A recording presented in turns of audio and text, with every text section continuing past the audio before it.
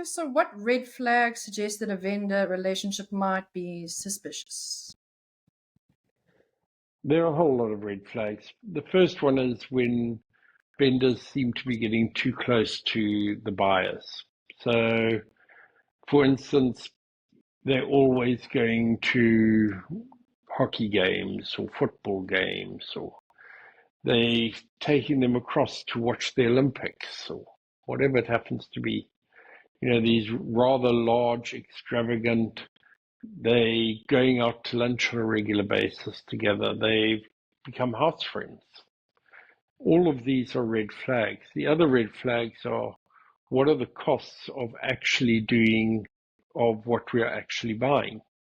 Now, we all know the story about the $100 pencil, where it was found in the military that one pencil, one HB pencil, which would cost 10 cents at a local store, was costing $100 for the military to buy. And that was just because of procurement fraud. Now, pencils are one thing, but you can imagine how quickly some other things can add up. We had a client who was importing carpets into Canada, and all they were doing is they were routing it through a company with a similar name to the overseas company, and then adding 20% and selling it on to the company in Canada. So the procurement manager was actually making 20% profit on everything that was delivered. That turned out to be a huge sum at the end of the day. But the other thing is, it's not always about money. It can be about other things. It can be about getting a position of power. It can be sex.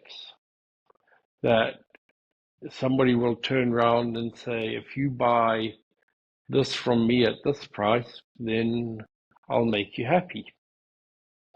And if that happens, then you're caught up in a procurement fraud. No money is changing hands. We had a guy who was locked away who never took a cent from the procurement vendors. It was against his morals to take money from the procurement person. What wasn't against his morals was having the procurement company, the vendor company, come into his house and fix his water geyser, put in a new swimming pool for him, put in a new sauna for him, pave his driveway. All of these he considered to be acceptable. So in his mind, he wasn't stealing from the company because they weren't paying him any money. He simply was they were giving him helping benefits that he kept track of the amount that each of them owed him. And at the end of the day, he ended up spending 2.5 years in prison. So the judge didn't believe that he was innocent either. I think one of the more interesting cases is the case called Agrium. And this is where two employees of Agrium went out to buy potash from the Congo. And what happened is they arranged a deal. They were going to start a potash company. Canada has potash, so they were going to start a mine in Canada. And this was a short-term deal in order as a bridging between them starting the mine in Canada and what they needed to get in to produce for the contracts that they had. Well, things were delayed in starting the contract in Canada, so two gentlemen were appointed to go and renegotiate the contract. And in what became known as the Chicago Amendment, they talked up the price by $2 a ton. Now, they were importing $200,000 a ton every year. So $2 a ton was a significant amount of money.